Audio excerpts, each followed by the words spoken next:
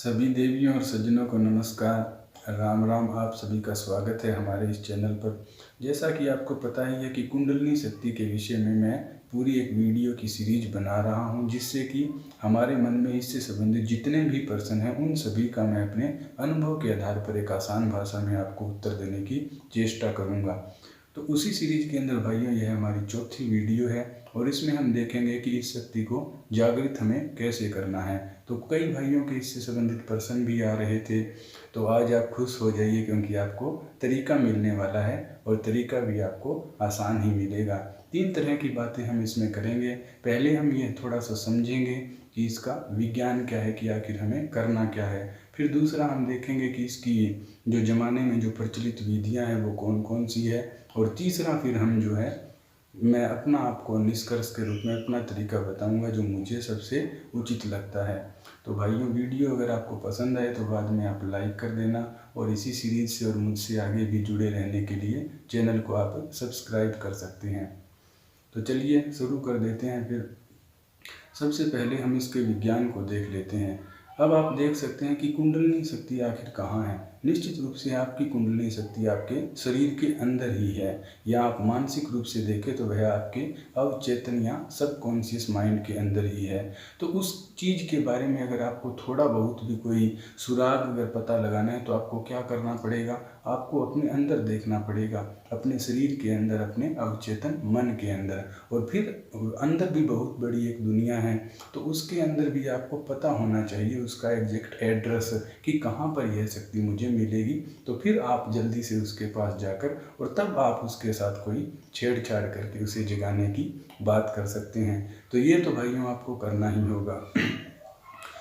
लेकिन हम देखते हैं कि यह कोई इतना आसान कार्य नहीं है। कहने में तो बड़ा ही आसान लगता है। हम अपने आम जीवन में देखते ही हैं कि हम अपने अंदर कितना समय हम देखते हैं। सारा दिन हम बाहर की बातों, बाहर की दुनियादारी में ही लगे रहते हैं। और मारपीट कर कोई आदमी अगर 10-15 मिनट के लिए बैठ भी जाए अकेला, तब भी क्या है कि जो आज कल और परसों के जो हमारे विचार हमारे मन में चल रहे हैं उन्हीं के बारे में हम सोचते हैं। उससे ज़्यादा लंबा गहराई में हम जा नहीं पाते हैं। तो यह वजह है कि हम अंदर नहीं देख पाते और यह कार्य हमारे लिए मुश्किल हो जाता है। तो फिर मुश्किल है तो कुछ निश्चित रूप से तकनीकें भी इसके लिए लोगों ने बनाई हैं। तो वही हम देख लेते हैं पहले कि कौन कौन सी विधियों से लोग इसका जागरण करते हैं।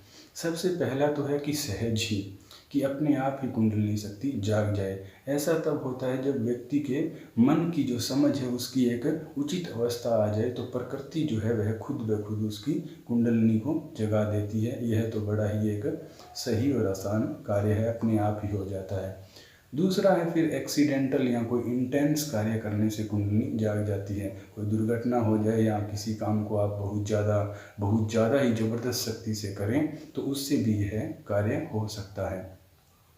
फिर तीसरा है कि यह नाम का जाप करने से या भक्ति करने से भी जागती है, कि हम कोई वाहिगुरु वाहिगुरु या राम राम का नाम या कोई भी भक्ति का कार्य कर रहे हैं, उससे यह जागती है। और यह सबसे आसान तरीका है अगर हम जगाना चाहें तो, यानी कि भक्ति और नाम का जाप करना। इससे यह धीरे धीरे ऊपर चढ़ती है और इसमें कोई भी रिस्क नहीं है। लेकिन बस इतना ही है कि यह थोड़ा सा जो है धीरे धीरे कार्य होता है इस चीज़ के अंदर।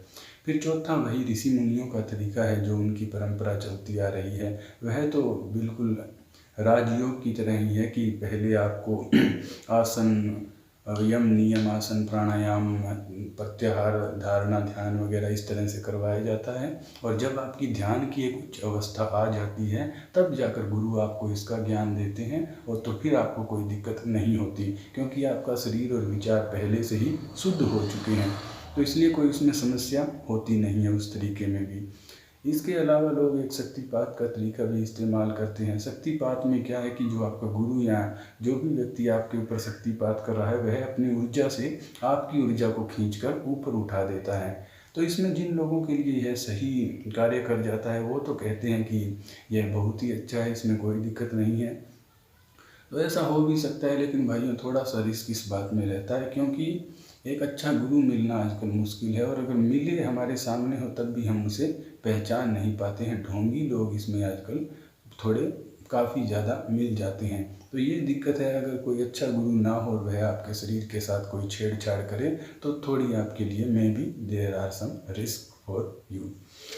और उसके बाद में भाइयों अगला एक हठ योग का तरीका भी है कि हम अलग अलग प्रकार के बंद कठोर आसन और प्राणायाम करके भी इसको योगी जगाने की चेष्टा करते हैं। इसमें भी दिक्कत यही है कि अगर आप खुद से कर रहे हैं और अगर कोई योग्य जो अध्यापक या गुरु आपके पास नहीं है, तो अगर आप अपने शरीर को अति करके कोई भी चीज़ मतलब आप करने की कोशिश करेंगे तो उससे क्या है कि आपके शरीर में कोई अगर खराबी आ गई तो वह एक समस्या का कारण बन सकता है। तो इसमें भी एक अच्छा गुरु आपके पास होना चाहिए, तभी यह उचित है। उसके अलावा भाइयों ध्यान से यह होता है, ध्यान की तो हम आगे बात करेंगे ही। और भी लोगों ने बहुत चला रखे हैं, क्रिया योग, लय योग, सहज योग, और यहाँ तक कि आजकल तो वैज्ञानिक रूप से जहाँ पर आपके चक्कर है वहाँ पर वो लाइट की बीम जैसे एक्सरे, गामा रेज, वो वहाँ पर मारकर उससे भी लोग कुंडलिनी को जगा रहे हैं। तो ऐसा भी हो सकता है। तो कई इसके इतने तरीके हैं, जितने मान लो इस दुनिया में व्यक्ति है ना, उतने ही तरीके हैं इसे जगाने के, करोड़ों। जिसकी जिस तरीके से जाग जाए वही अच्छा है। और इसमें क्या है कि फिर लोग अपने अपने तरीके को ही अच्छा बताते हैं। जिसकी जिस तरीके से जागती है वह कहता है कि यही तरीका सबसे अच्छा है। और मेरे साथ भी वही बात है भाइयों। मैं भी कहीं ना कहीं कितनी भी कोशिश करूं तो भी मैं आपको जो बताऊंगा उसमें मेरा अपना तरीका तो आ ही जाएगा, क्योंकि मुझे तो वही सही लगता है, तो मैं आपको वही बताऊँगा। तो ये हमने देख लिया दुनिया में कौन कौन से तरीके हैं। अब मैं आपको जो मेरा तरीका मुझे सबसे ठीक लगता है वह मैं आपको बता दूंगा। इसमें भाई 4 चरण होंगे, 4 स्टेप हैं और अलग अलग हैं चारों, अपने इंडिपेंडेंट ही है, कोई वो बात नहीं है। तो चारों को हम देख लेते हैं। पहला है इसके लिए इच्छा। एक मजबूत इच्छा शक्ति आपके पास होनी चाहिए। इच्छा, क्योंकि इच्छा सबसे ज़रूरी है, क्योंकि इच्छा नहीं होगी तो फिर आगे तो कोई कार्य होना संभव ही नहीं है, क्योंकि इच्छा ही नहीं है। और यह तुम्हारी इच्छा से जागेगी भाइयों, क्योंकि यह तुम्हारी ही शक्ति है, तुम्हारे ही अंदर है। तो तुम्हारे इच्छा करने से जागेगी, क्यों नहीं मतलब जागेगी। थोड़ा समय जरूर लग सकता है, लेकिन इच्छा अकेले मतलब कि, और चाहे आपको ज्ञान भी ना हो, आप कुछ भी ना करो, अगर एक मजबूत इच्छा तक आपके अंदर है तो वह अकेले ही शक्ति को जो है जगा सकती है।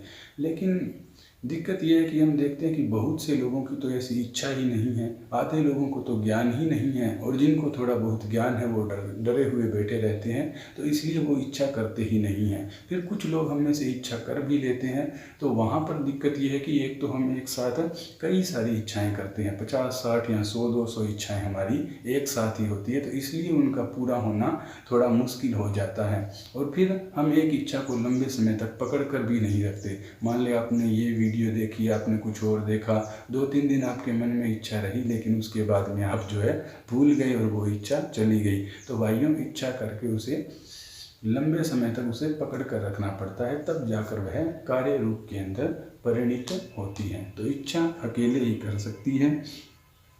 इच्छा के साथ साथ भाइयों, इच्छा के प्लस में ही मैं कहता हूँ कि अगर आप समर्पण भी करोगे किसी भी स्टेप के अंदर, आप अगर भगवान में समर्पण करोगे, उस आदि शक्ति में समर्पण करोगे कि हे परमात्मा, मैं आपका बच्चा हूँ और आप मुझे ज्ञान दीजिए, ऐसा समर्पण आप किसी भी स्टेप में कर रहे हैं, कोई भी जिंदगी के काम के अंदर कर रहे हैं, तो उससे आपको जो है आसानी होती है और वह कार्य सरलता से तेजी से हो जाता है। अगर नहीं करेंगे वो भी आपकी मर्जी है, कोई बात नहीं, वैसे भी हो जाएगा, थोड़ा हो सकता है वक्त ज़्यादा लग जाए। तो पहला इच्छा हो गई। अब इच्छा तो आप कहेंगे कि है, उसके बाद में और क्या करें। तो दूसरे नंबर पर मैं जो रखता हूँ वह ज्ञान को रखता हूँ, कुंडलिनी का ज्ञान, कि यह हमारे शरीर में कहाँ है, कौन सी जगह पर है, कैसे कार्य करती है, बाद में क्या होता है, पहले क्या होता है। तो ज्ञान यहाँ पर हमें जरूरी है। अकेला ज्ञान ही भाइयों 100% रूप से आपकी जो है कुंडलिनी को जगा सकता है, क्योंकि अगर व्यक्ति को यह समझ में आ गया कि यह सिस्टम कैसे कार्य करता है, तब चाहे इच्छा जो है हमारे अंदर ना भी हो, तब भी जो है हमारा ज्ञान के माध्यम से ही हम जो है इस शक्ति को जागृत कर सकते हैं। तो इच्छा हो गई, ज्ञान हो गया, उसके बाद में कि अब कुछ करना है तो क्या करें। तो तीसरे नंबर पर मैं रखता हूँ ध्यान को। ध्यान का अर्थ यहाँ पर ये है कि सिंपल आपको शुरुआत में बैठना है, कि मैं बस आंख बंद करके 10-15 मिनट बैठ जाऊं, और उसमें भी सबसे पहले परमात्मा को याद करिए। इसमें सिंपल मैं इसलिए कह रहा हूँ क्योंकि ध्यान की कई तकनीक है। शुरुआत के अंदर आपको सिर्फ बैठना है, किसी भी फालतू के चक्कर में नहीं पड़ना है। क्योंकि इसमें सिस्टम क्या होता है भाइयों, देखिए, जहाँ पर आपका ध्यान होगा वहीं पर आपकी ऊर्जा होगी। अब मान लीजिए उदाहरण के लिए कि आपकी ऊर्जा, मान लो यहाँ मणिपुर चक्कर है, इसमें कोई खराबी है तो ऊर्जा इसे सही करना चाहती है, लेकिन आपने क्या है कि ज़बरदस्ती ध्यान को यहाँ पर लगा रखा है, ज़बरदस्ती पकड़ रखा है, तो क्या है कि वह ऊर्जा वहाँ नहीं जा रही है। तो इसलिए मैं कहता हूँ कि शुरुआत में आपको सिर्फ सिंपल बैठना ही है। बैठकर जहाँ पर ऊर्जा जा रही है, जहाँ पर जो हो रहा है वह होने दीजिए, ज़बरदस्ती उसको पकड़ कर कहीं पर भी मत रखिए। उसके अलावा भी अगर आप कुछ करना चाहते हैं तो आप ये मतलब बैठकर आप ये देख सकते हैं कि आपके शरीर में कौन सा चक्कर कहाँ पर है, उसको आप याद करने की कोशिश कीजिए। और उन जो चक्रों के जो मंत्र वगैरह जो बताए गए हैं वह भी आप मन मन में या ऊंचे से भी आप बोल सकते हैं। तो यह तो ध्यान हो गया। ध्यान अकेला ही आपकी जो कुंडली को जगा सकता है। क्यों? क्योंकि ध्यान जैसे ही हम करेंगे हम अपने अंदर जाएंगे, और अंदर जाएंगे तब चाहे आपकी इच्छा भी ना हो, चाहे आपको ज्ञान भी ना हो, कहीं ना कहीं आपको अंदर वह शक्ति मिल ही जाएगी। तो इसमें समय लग सकता है, लेकिन ध्यान भी आपकी कुंडली अकेले ही जगा सकता है। तो इसके अंदर भाई चौथा इसके अंदर है, मेरे लिए जो स्टेप मुझे लगता है वह प्राणायाम है। क्योंकि हमने देखा है कि यह हमारे प्राणमय शरीर का विषय है।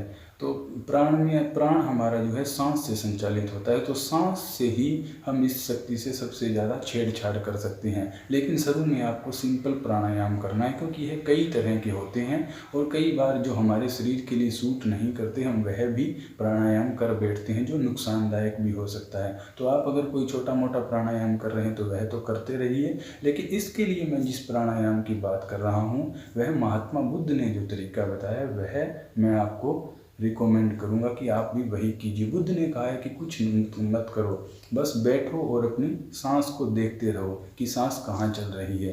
यानी कि प्राणायाम में जो हम सांस को इधर उधर चला रहे हैं ना, ज़बरदस्ती चलाना नहीं है। जहाँ पर वह चल रही है वहीं पर उसे चलने देना है, बस उसे देखना है। यही आपके लिए एक सिंपल प्राणायाम है। इससे ज़्यादा चक्रों में मत पड़िए। और अगर कुछ लोग एक खतरनाक लेवल से इस शक्ति को जगाना ही चाहते हैं तो उनके लिए मैं एक अलग से एक छोटा सा बता देता हूँ कि आपको ऐसे करना है कि कल्पना ऐसे करनी है जैसे कि जब आप बैठो आंख बंद करके, तो आपका सांस जो है वो यहाँ से, आप मानिए कि यहाँ से सांस आ रहा है और नीचे रीढ़ की हड्डी से होता हुआ वह जहाँ यह खत्म होती है वहाँ पर जाकर यह कुंडलिनी पर लग रहा है। और फिर जब आप सांस छोड़ोगे तब वापिस वह रीढ़ की हड्डी से होता हुआ यहाँ से। तो इसी तरह आप सांस अंदर और बाहर करते रहें। शुरू में तो इसकी कल्पना करनी पड़ेगी, लेकिन बाद में यह वास्तव में ही हो जाएगा।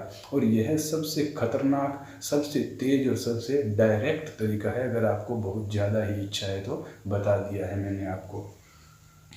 तो ये भाइयों 4 तरीके हमने यहाँ पर बात कर ली है।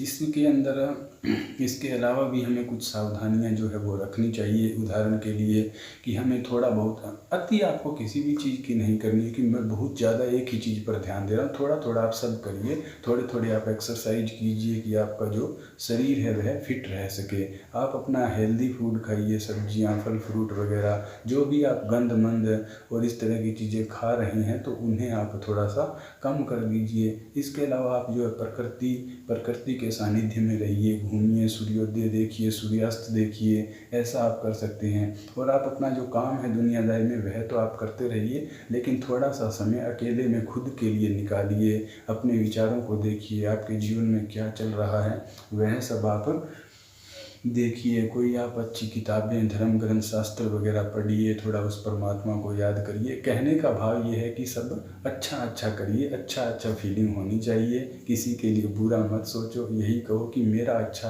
हो जाए, बस मुझे तो इतना ही चाहिए। तो ऐसे अच्छे रहोगे तो एनर्जी अच्छी होगी और उससे आपके कुंडली जागरण में मदद मिलेगी।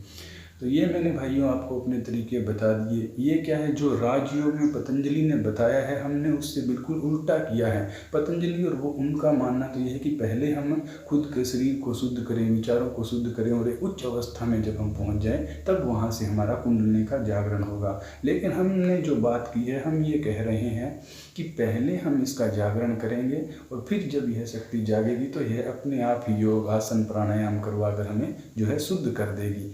और ऐसा हमारा कहना ठीक भी है, क्योंकि एक तो आजकल ज़माना बदल गया है और दूसरा कि यह जो शक्ति है वह बहुत ही समझदार है और यह अपने आप ही आपको सब कुछ करवा देगी अगर आप इसे सही से जगाने में कामयाब हो जाए तो। और अंत में भाइयों इतना ही मैं कहूँगा कि देखिए, मैं कोई गुरु तो नहीं हूँ, मैं तो एक भाईचारे के नाते अपने अनुभव से आपको बता रहा हूँ, जो लोग जानने के इच्छुक है और जो ऐसा करना चाहते हैं। लेकिन अब अलग अलग प्रकार के लोग हैं। छोटी मोटी बीमारियों को तो भाइयों यह शक्ति अपने आप ही सही कर देती है, लेकिन अगर आपकी कोई गंभीर आपके साथ समस्या है तब वो है आप अपना देख लीजिएगा। आमने सामने देखे बिना मैं अब आपको इस बारे में क्या कह सकता हूँ, क्योंकि कई बार कुछ बीमारियां ऐसी है, यानी कि यह जो घड़ा है ना शरीर रूपी है, इतना खराब हो चुका है कि अब इसमें मधानी चल नहीं सकती। तो ऐसी बीमारियां जिनको है उन्हें तो थोड़ा ध्यान रखना चाहिए, बाकी इसमें कोई ऐसी खतरनाक वाली कोई बात है नहीं। तो भाइयों, वीडियो पसंद आई हो तो आप लाइक कर दीजिए और इस सीरीज़ में आगे और भी बहुत ज़्यादा वीडियो बनेगी। उन सब से जुड़े रहने के लिए आप सब्सक्राइब करके और बेल आइकन भी आप ज़रूर दबा दें, ताकि आपको तुरंत नोटिफिकेशन से ही यह जानकारी आपको मेरी वीडियो मिल सके। तो आज के लिए भाइयों इतना ही। ओम नमः शिवाय।